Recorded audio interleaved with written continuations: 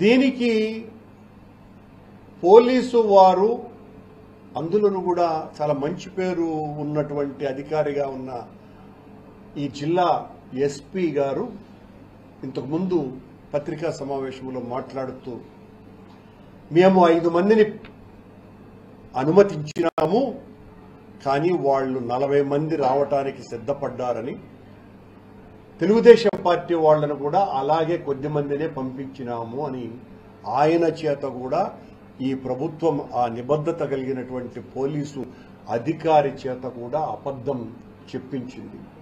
ఉదయం నుంచి నేను, మా గురుమూర్తి గారు, మా నారాయణ స్వామి గారు, అలాగే మా ఎమ్మెల్సీ గారు, రోజా గారు ఈ 5 మందికి పర్మిషన్ ఇవ్వండి అని ఉదయం 8 గంటల నుంచి మేము పోలీసు వారిని విన్నవించుకుంటూనే ఉన్నాం.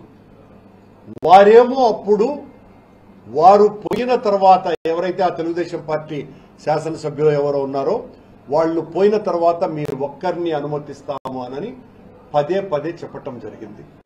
ఇవన్నీ కూడా ఆన్ రికార్డ్ కొన్ని వందల మంది పోలీసు వాళ్ల సమక్షంలో కూడా జరిగినటువంటి విషయం. మమ్మల్నేమో పంపించకుండా నిర్బంధించి,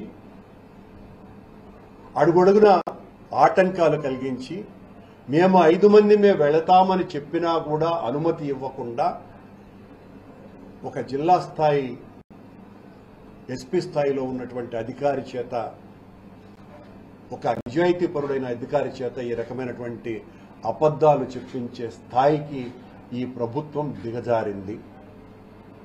మేము ఆ మధ్యలో 12 గంటలకో ఎప్పుడో 11:30కో చంద్రగిరి అలాగే కాళహస్తి శాసనసభ్యులిద్దరూ కూడా నాతో ఫోన్లో మాట్లాడి అక్కడ ఉన్నటువంటి మీడియా ప్రతినిధులందరూ కూడా వినాలని, నేను ఎత్తకుండా పోతాననుకునేటువంటి ఉద్దేశంతో నాకు ఫోన్ చేయటం జరిగింది.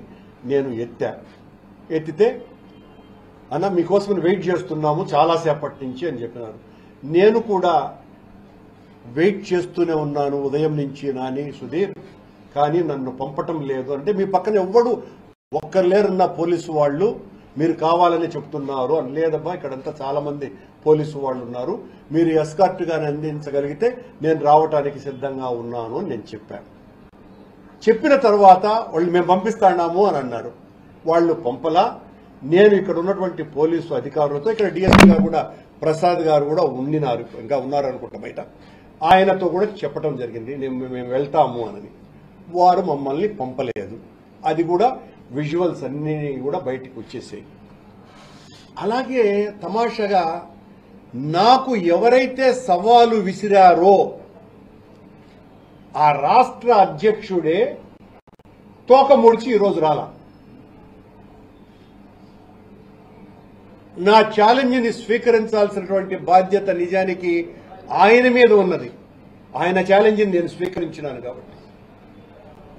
ఇలా తెలుగుదేశం పార్టీ, జనసేన పార్టీకి సంబంధించినటువంటి నాయకులు మమ్మల్ని ఏదో మేము ఆ ఛాలెంజ్ని స్వీకరించకుండా భయపడిపోయినాము అన్నటువంటి విషయాన్ని అందరికీ చెప్పేటువంటి ప్రయత్నం చేస్తున్నటువంటి మీకందరికీ కూడా ఈరోజు మించిపోయింది. రేపైనా, ఎల్లుండైనా, మరెప్పుడైనా మీరు ఎప్పుడు చెప్పినా మీ పోలీసు వాళ్లతో నన్ను, మా నాయకులు కనీసం 5 మందిని మాత్రమే మిమ్మల్ని అనుమతిస్తే మేము ఇప్పటికీ కూడా సిద్ధంగా ఉన్నాము. ఎక్కడా కూడా ఆ విషయంలో వెనక్కి తగ్గేటువంటి పరిస్థితి రానే రాదు, లేనే లేదు. మీ ఎగ్జిక్యూటివ్ ఆఫీసర్ 43 ఆవులు చనిపోయాయి 3 నెలల్లో అని ప్రకటించినాడు.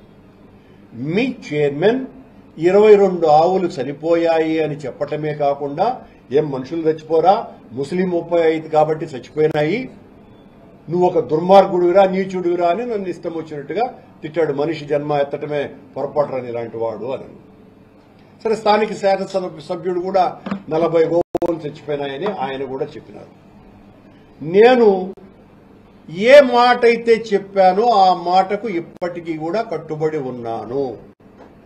మీరు ఆ కళేబారాలని వెనక్కి తీయటానికి సాధువులతో గాని మతానికి మన రిలీజియన్కి సంబంధించిన పెద్దలు ఎవరితోనైనా కూడా తీయించడానికి మీరు సిద్ధపడితే మనమందరము కూడా సమాజానికి ఒక సందేశం ఇచ్చిన వాళ్ళం అవుతాము.